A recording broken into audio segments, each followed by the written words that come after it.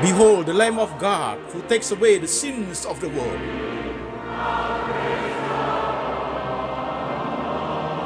Jesus said, I am the way, the truth, and the life. No one comes to the Father but by me.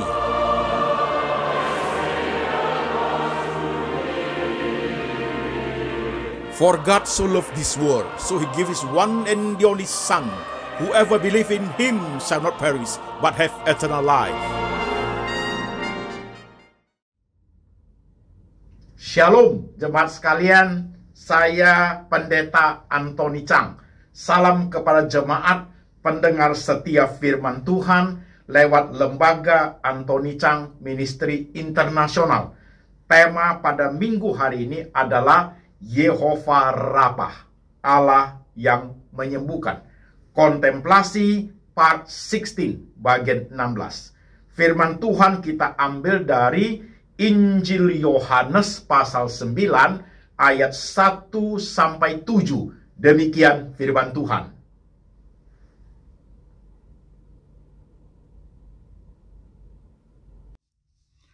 Waktu Yesus sedang lewat, ia melihat seorang yang buta sejak lahirnya. Murid-muridnya bertanya kepadanya, Rabi, siapakah yang berbuat dosa? Orang ini sendiri atau orang tuanya, sehingga ia dilahirkan buta? Jawab Yesus, bukan dia dan bukan juga orang tuanya, tetapi karena pekerjaan-pekerjaan Allah harus dinyatakan di dalam dia. Kita harus mengerjakan pekerjaan dia yang mengutus aku. Selama masih siang akan datang malam, di mana tidak ada seorang pun yang dapat bekerja. Selama aku di dalam dunia, akulah terang dunia. Setelah ia mengatakan semuanya itu, ia meludah ke tanah dan mengaduk ludahnya itu dengan tanah, lalu mengoleskannya pada mata orang buta tadi, dan berkata kepadanya, pergilah, basuhlah dirimu dalam kolam Siloam. Siloam artinya yang kudus. Maka pergilah orang itu, ia membasuh dirinya, lalu kembali dengan matanya yang sudah melek. Amin. Shalom, jemaat sekalian, firman sudah kita baca. Sekarang mari kita tunduk kepala, kita berdoa. Tuhan Yesus, kami sudah membaca firman-Mu, kami sudah mendengarkan firman-Mu. Sekarang roh Tuhan bekerja, mengurapi hamba-Mu ini, boleh menyampaikan firman Tuhan ke dalam bahasa kami yang sederhana, yang mampu dimengerti oleh seluruh lapisan jemaat. Kami rindu dalam hidup kami, baik Tuhan menyembuhkan kami, maupun Tuhan tidak menyembuhkan kami, iman kami tetap berespon positif terhadap Tuhan. Hubungan kami tetap baik dengan Tuhan. Intimasi kami dengan Tuhan terpelihara dengan sempurna. Kami siap, Tuhan berbicara, kami mendengar. Dalam nama Tuhan Yesus, kami berdoa. Amin. Shalom, jemaat sekalian. Apa kabar? Hari ini, saudara-saudara sekalian, temanya adalah Yehovah Rapha. Yehovah Rapha, Allah yang menyembuhkan. Kontemplasi part 16. Kontemplasi bagian ke-16. Firman Tuhan tadi sudah kita baca, saudara sekalian, dari Injil Yohanes pasal 9 ayat 1 sampai 7. Oke jemaat, sekarang mari perlahan-lahan kita masuk ke pembahasan akan firman Tuhan. Saudara-saudara sekalian, Yehovah Rapha, Allah yang menyembuhkan. Sesuatu tema yang sangat penting bagi kehidupan umat manusia. Saudara-saudaraku, untuk tema hari ini tentang Yehovah Rapha itu, saya persempit khusus membahas tentang penyembuhan secara fisik. Oke, garis bawahi. Penyembuhan secara fisik, hanya poin itu saja. Saudara-saudara, mari kita membuka wawasan berpikir kita lebih dahulu. Penyembuhan secara fisik berarti kita memiliki sakit fisik, betul saudaraku ya. Kalau kita kembali kepada peristiwa Taman Eden, jikalau Adam dan Hawa itu tidak makan buah yang dilarang Tuhan itu, apakah penyakit timbul pada mereka? Apakah ada kematian? Itu satu pertanyaan yang perlu kita renungkan, jemaat sekalian. Jika engkau makan buah itu, pastilah engkau mati. Adam dan Hawa makan buah yang dilarang Tuhan itu, kemudian mereka mati secara fisik, perlahan tapi pasti mati mereka, saudaraku. Hubungan dengan Tuhan secara rohani pun mereka terpisah daripada Tuhan itu. Oke, nah saudara sekalian, penyembuhan secara fisik menjadi suatu kebutuhan yang amat sangat dalam perjalanan sejarah umat manusia sampai kepada zaman kita, sampai kepada zaman yang akan datang. Manusia itu sangat membutuhkan penyembuhan secara fisik. Oleh sebab itu, rumah sakit menjadi penting. Rumah sakit menjadi faktor, menjadi penyebab, rumah sakit menjadi suatu pengingat kepada manusia bahwa manusia itu berdosa. Pada saat engkau makan buah itu, pasti engkau mati. Kuburan juga menjadi saksi manusia berdosa, karena suatu hari manusia pasti mati, jemaat sekalian. Saudara-saudaraku, kebutuhan kita adalah kita ingin sekali tubuh kita, fisik kita yang mulai sakit itu disembuhkan oleh Tuhan. Nah, sekarang kita membuka wawasan tentang Yehovah Rafa, saudaraku. Allah itu berhak menyembuhkan. Penyembuhan itu adalah haknya Tuhan. Betul. Tuhan itu berhak menyembuhkan atau tidak menyembuhkan. Betul, saudara sekalian. Minta penyembuhan adalah hak orang percaya. Betul. Kita boleh berdoa, minta Tuhan sembuhkan. Itu adalah hak kita. Hak Tuhan mau menyembuhkan atau tidak menyembuhkan, itu adalah haknya Tuhan. Oke? Setuju jemaat sekalian? Setuju? Nah, kalau sudah setuju, kita berlanjut satu step lagi. Saudara sekalian, pertanyaannya begini. Apakah Tuhan mau menyembuhkan semua penyakit? Kalau kuasa Tuhan sudah kita tidak ragukan, jemaat. Kuasa Tuhan itu mampu menyembuhkan segala penyakit. Bahkan orang mati pun Tuhan bangkitkan. Jadi kita tidak pernah meragukan kuasa Tuhan. Allah Maha Kuasa, Yehovah Rafa, Allah yang menyembuhkan. Itu sudah tidak diragukan, saudaraku. Kuasa kebesarannya mampu menyembuhkan semua penyakit. Tetapi, ada tetapinya. Apakah Tuhan berkenan mau menyembuhkan semua penyakit? Ini menjadi penting. Ini menjadi pertanyaan penting bagi umat manusia, khususnya berbicara tentang kesembuhan ilahi secara fisik. Kalau Tuhan harus menyembuhkan semua penyakit, saya rasa keseimbangan dunia ini akan kacau. Karena tidak ada lagi orang yang mati, jemaat sekalian. Tuhan harus menyembuhkan penyakit setiap kita doa. Siapa yang akan meninggal? Opa oma kita di hari tua, setelah mereka sakit, kita doakan dalam nama Yesus harus sembuh. Tuhan berkuasa menyembuhkan. Kapan oma opa kita meninggal? Mereka tidak akan mati. Karena setiap kali doa harus sembuh. Berarti kita di rumah bisa punya 10 oma, 10 opa. Great ancestors ada di rumah. Karena tidak mati-mati. Sementara di rumah sakit bersalin, bayi lahir terus. Dan di kuburan, saudaraku, tidak ada orang mati lagi. Itu sudah tidak terjadi suatu keseimbangan kehidupan dalam alam semesta ini. Tuhan berkenan menyembuhkan penyakit, dan Tuhan berkenan untuk tidak menyembuhkan penyakit. Garis bawahi kalimat ini, saudaraku. Oke? Kalau sudah oke, saudaraku, kita lanjut kembali. Mari kita lihat kembali, saudara sekalian. Ketika kita bicara mengenai tentang kesembuhan ilahi, khusus tentang masalah fisik, saudaraku, saya bagi menjadi 4 kotak. 4 kotak. Jemaat menyimak dengan baik. 4 kotak. Kotak yang pertama, disembuhkan secara instan. Miracle. Itu kotak pertama, saudaraku. Dan itu saksi di Alkitab itu banyak, saudaraku. Orang buta dicelikkan matanya. Tuhan katakan, pergilah engkau, basuh di kolam Siloam. Orang itu langsung sembuh, saudaraku. Tuhan berkata, tahirlah engkau, langsung tahir. Tuhan berkata pada orang yang lumpuh di tepi kolam Bethesda itu, kolam Bethesda itu, sembuh, angkat kasurmu, langsung sembuh orang yang lumpuh itu, saudaraku. Jadi ada penyembuhan secara instan, miracle. Tuhan berkata kepada Simon si kusta itu, aku mau, jadilah engkau tahir. Seketika itu juga, seluruh badan yang penuh kusta itu sembuh seketika. Itu kotak pertama, jemaat sekalian. Instan sembuhnya, miracle, itu mujizat, saudaraku. Kau pernah mengalami itu? Pernah, jemaat? Itu kotak pertama ya. Nah, kotak kedua, saudaraku.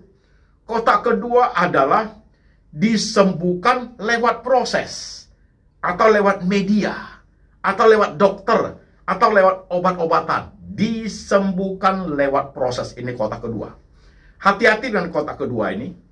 Sering sekali ada orang-orang percaya yang tidak mau atau mengabaikan tentang masalah kotak kedua itu.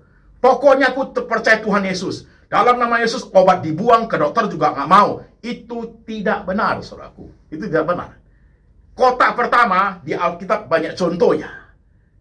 Di Perjanjian Lama, ketika umat Israel dipatuk, digigit oleh ular sendok, Tuhan menyuruh Musa buat ular tembaga itu. Kemudian mereka yang terpatok ular, lihat di patung tembaga itu, mereka sembuh, saudaraku. Begitu. Lihat aja sembuh loh mereka. Nah, saudara sekalian, tetapi juga Tuhan ketika menyembuhkan yang kita bahas di hari ini, tentang orang kusta, orang buta sejak lahir itu, saudaraku. Orang buta sejak lahir itu, Tuhan ambil, meludahi ke tanah, ambil tanah dicampur ludah, kemudian diletakkan di mata orang buta itu. Ada medianya, saudaraku. Ada medianya. Ingat ya, ada medianya. Jadi kotak kedua, penyembuhan lewat media. Lewat dokter, lewat obat, itu ada, saudaraku. Kita tidak boleh abaikan. Oke? Saudara pernah mengalami itu? Saya menjelaskan 4 kotak secara detail dulu, secara terperinci, nanti saudara akan melihat dengan baik, saudaraku. Itu kotak kedua. Disembuhkan lewat media. Bisa. Dan kotak ketiga, saudaraku, belum disembuhkan. Kotak ketiga belum disembuhkan. Ada penyakit fisik kita yang sampai hari ini belum disembuhkan. Perlu menyimak, jemaat sekalian. Antara kotak kedua dan kotak ketiga, kotak kedua disembuhkan lewat proses, media, obat, dokter, dan lain-lain. Kemudian kotak ketiga belum disembuhkan. Antara kotak kedua dan kotak ketiga, jemaat sekalian, kita tentunya tidak tahu Tuhan sembuhkan atau tidak. Kita lewat proses. Ya pergilah berobat, carilah dokter, ya berobat dengan banyak cara, saudaraku, mungkin herbal, cari, usahakan. Itu bisa dipakai Tuhan untuk menyembuhkan kita. Sampai di suatu momen tertentu, saudaraku, ternyata sudah lewat proses banyak, tidak sembuh, saudaraku, maka kita sudah sampai di kotak yang ketiga. Tidak disembuhkan, saudaraku, tidak disembuhkan. Kotak pertama, miracle, sembuh. Kotak kedua, saudaraku, kotak kedua disembuhkan lewat proses. Kotak ketiga belum disembuhkan.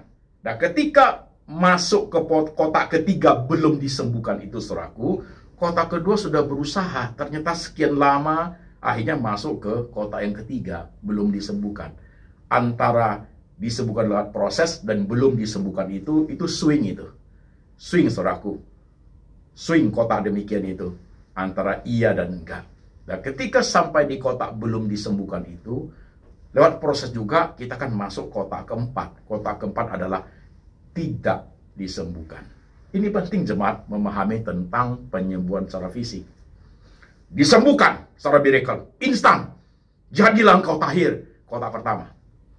Kotak kedua, disembuhkan lewat proses. Ada medianya, ada dokternya, ada obatnya. Mungkin penyakit lewat operasi, lewat ini itu ada, saudaraku.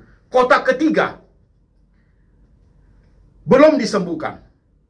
Setelah proses pun belum sembuh, itu kotak ketiga. Ada juga terjadi. Kotak keempat tidak disembuhkan.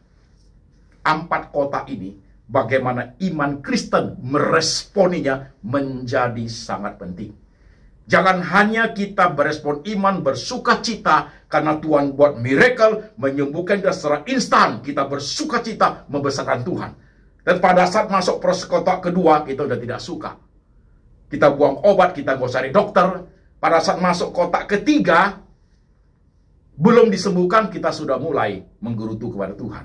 Apalagi masuk kotak keempat, tidak disembuhkan, kita mulai negatif thinking sama Tuhan. Hati-hati dengan iman yang seperti itu. Iman yang hidup, iman yang dinamis, iman yang bergerak ke arah Tuhan, saudaraku, adalah iman yang mampu meresponi baik kotak 1, 2, 3 maupun 4, saudaraku. Itu iman yang dinamis, yang hidup di hadapan Tuhan. Oke, jemaat. Sekarang saya kasih contoh. Minggu lalu, saya sudah jelaskan lewat khotbah kepada jemaat bahwa pada hari Minggu yang lalu, sorenya, saya sudah terbang ke Singapura untuk operasi laser katarak mata saya, jemaat. Jemaat menyimak, saya ulang sedikit kesaksian hidup supaya lebih detail, jemaat dengarnya baik. Saudara-saudara sekalian, kondisi mata 5 tahun yang lalu, saudaraku, mata kanan ini sudah buta. Buta karena diabetes, saudaraku. Karena diabetes. Itu dokter mengatakan semua syaraf saya, retina saya sudah ditarik semua oleh gula itu. Saya tidak mungkin bisa melihat lagi. Mata kanan ini buta total. Gelap total. Cahaya setitik pun tidak ada, saudaraku. Ini gelap total di mata ini. Kemudian mata kanan, 3 tahun yang lalu, mengalami pendarahan luar biasa, saudaraku. Retina ini, pendarahan luar biasa, sehingga penglihatan menurun drastis. Dari 90%, 80, 70, sampai tinggal 16% mata saya, saudaraku. Saya melihat apa-apa menjadi hanya meraba-raba, saudaraku. Mata ini penuh dengan darah, jadi seperti pasir hitam, saudaraku. Itu darah. Seperti sarang laba-laba bergaris-garis. Seperti lampu pizar yang sudah mau mati, redup pelan, terang itu sudah kuning, saudaraku, itu hampir buta, saudara sekalian. Dokter di Indonesia tidak berani operasi, karena kalau gagal, saya buta total, karena kanan sudah buta. Saya telepon ke dokter di Singapura, Dr. Ronaldo, dia bilang, "You datang, kami punya teknologi, punya medikal yang oke untuk itu." Karena pada zaman itu, saudaraku, COVID lagi luar biasa. Saya minta izin Departemen Kesehatan Singapura, saya diberi izin. Saya masuk ke sana, dioperasi, saudaraku, karantina dulu, dioperasi, 3 hari kemudian, saya bisa lihat kota Singapura itu 80% bersih. 80% bersih. Nah, saudaraku, di treatment luar biasa oleh 2 dokter, disuntik 3 kali cairannya, supaya dinding matanya, retinanya kuat, saudaraku, tidak terjadi pendarahan lagi. Setelah itu, saya pulang. Itu terjadi 2,5 tahun lalu, saudaraku. Saya pulang ke Indonesia pada saat COVID lagi melambung. Nah, saudara sekalian, Tuhan sembuhkan saya nggak? Iya. Tuhan tidak sembuhkan saya secara miracle. Enggak, saudaraku. Mata saya tiba-tiba seperti yang kita baca, saudaraku. Ya. Tutup mata, doa, langsung sembuh total. Enggak seperti itu. Tidak terjadi secara miracle. Tapi saya mengalami proses kotak kedua. Yaitu disembuhkan lewat media, lewat proses, lewat dokter, lewat obat, lewat operasi, saudara sekalian. Setelah 2 tahun kemudian, kira-kira 3 bulan lalu, 2023, saya kembali ke dokter untuk check up. Dokter itu mengatakan, seharusnya kamu sudah datang setahun yang lalu, karena katarak saya harus diangkat. Tidak boleh terlalu lama, karena ketika usia di atas 60, saya tinggal 1 tahun lagi 60 usia, saudaraku. Kalau di atas 60, dinding mata saya, retina saya tidak kuat untuk angkat katarak. Nah, saudaraku, saat itu, 3 bulan lalu, saudaraku, dokter itu memberikan saya laser fokal karena ada retina yang bengkak, supaya dibuat menjadi normal dulu. 3 bulan kemudian, saya disuruh datang untuk operasi laser katarak. Bulan Januari 2023 ini. Maka minggu lalu saya datang ke dokter di Singapura. Setelah diperiksa semua, qualified untuk laser, maka mata saya dilakukan laser operasi. Setengah jam, saudaraku. Saya punya lensa mata alami yang dari Tuhan itu dihancurkan, jemaat sekalian. Ditarik keluar, dihancurkan, dimasukkan lensa baru, buatan manusia, saudaraku. Setelah dimasukkan lensa baru itu, kemudian ditutup supaya saya bisa istirahat. Setelah saya operasi, malamnya sampai harus pulang ke hotel, saya baru buka matanya. Saya bisa melihat kota Singapura itu, saudaraku, melihat apa yang saya tulis itu terang semua. Sangat terang, jemaat sekalian. Dulunya 2,5 tahun lalu, ketika selesai operasi retina mata, saya bisa lihat 80%, tetapi masih harus dengan banyak lampu yang terang. Lampu-lampu harus ditambah. Di kamar saya lampu harus double 2 kali terangnya, baru saya bisa lihat dengan baik. Itu pun warnanya kadang-kadang masih kuning, saudaraku, masih kuning. Itu karena masih ada katarak saya, saudaraku.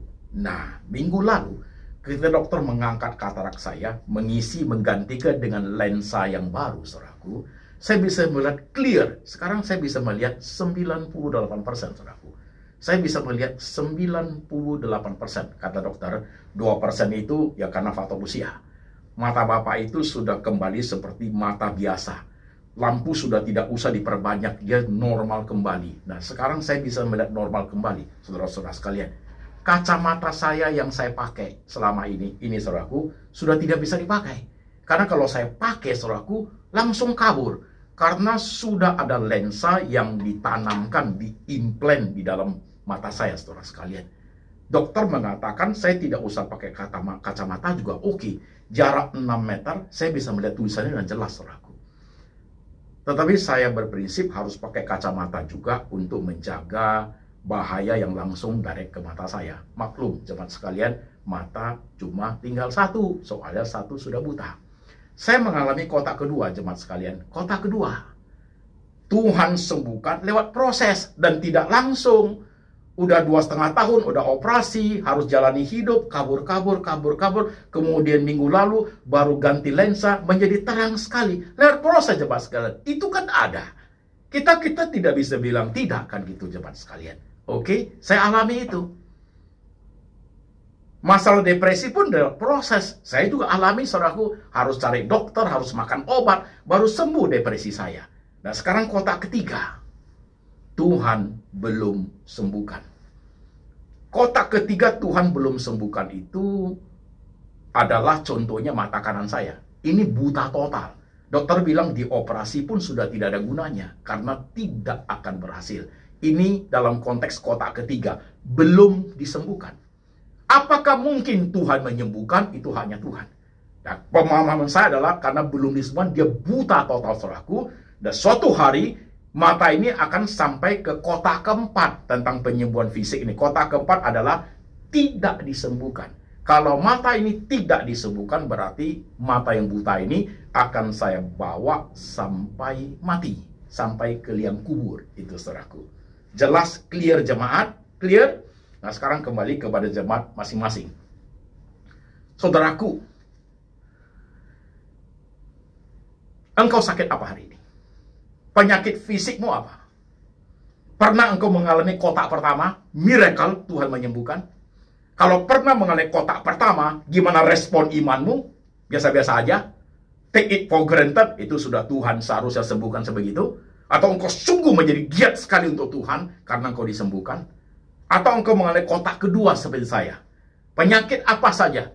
Lewat kedokteran, lewat obat, akhirnya engkau sembuh, kau memuliakan Tuhan. Setelah sembuh, apakah engkau seperti 10 orang yang sakit, disembuhkan 1 balik, 9 nggak pulang? Apakah engkau di antara 9 itu? Atau engkau adalah orang yang 1 orang pulang kembali ke Tuhan itu? Saudara harus jawab pertanyaan ini. Kotak ketiga, belum disembuhkan. Jemaat menyimak. Mungkin ada loh jemaat, penyakitmu yang sampai hari nggak sembuh-sembuh, Pak.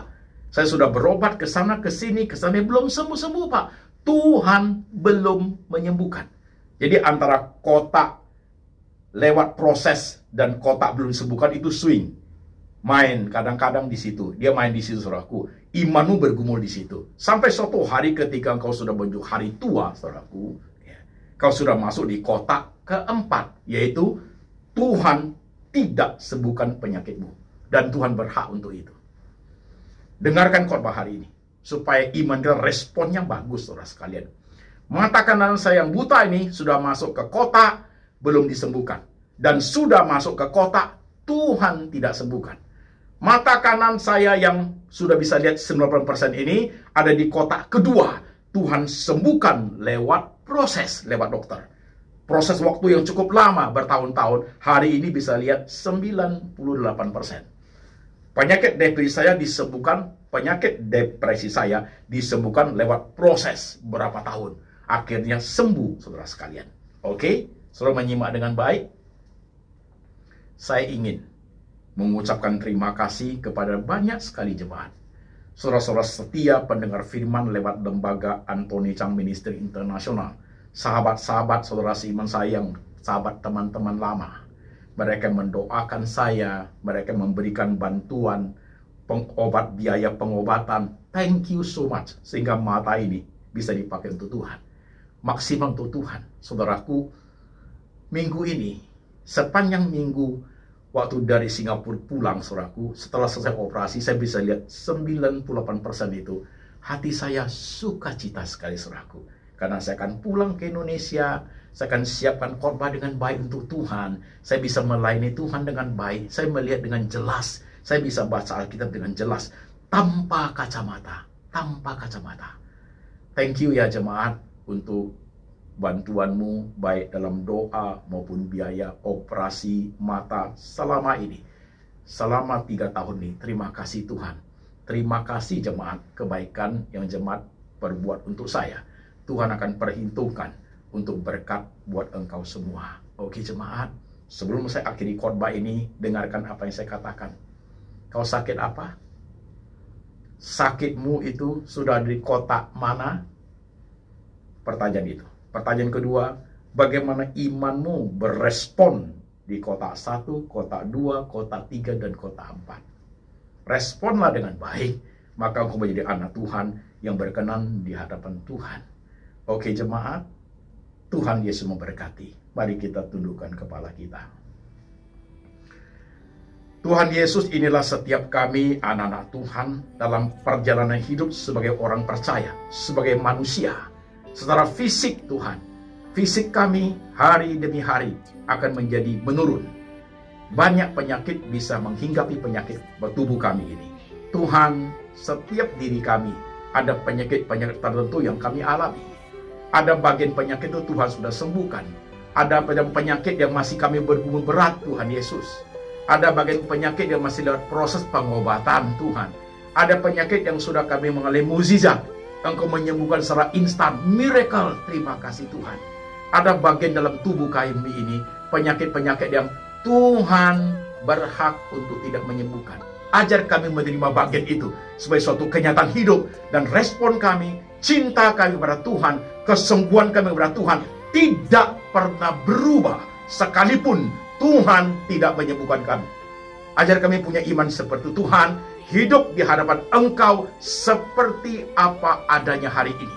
Apapun yang kami alami secara fisik tidak mengubah cinta kami, kesungguhan kami, kekuatan iman kami, respon hidup kami untuk melayani Engkau ya Tuhan Yesus. Berkati setiap jemaat yang sedang mendengar firman hari ini. Di tengah segala penyakit yang mereka hadapi Tuhan, mereka berespon dengan iman yang baik di hadapan Engkau. Dan Engkau berkenan kepada mereka ya Tuhan. Dan berkat ini turun atas jemaat.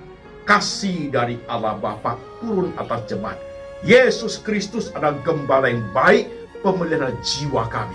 Dan Tuhan Roh Kudus selalu mengingatkan kami akan kitab suci, hidup benar, seturut dengan firman, sampai selama-lamanya, sampai Tuhan datang kembali menjemput setiap orang percaya. Dalam nama Tuhan Yesus. Amin.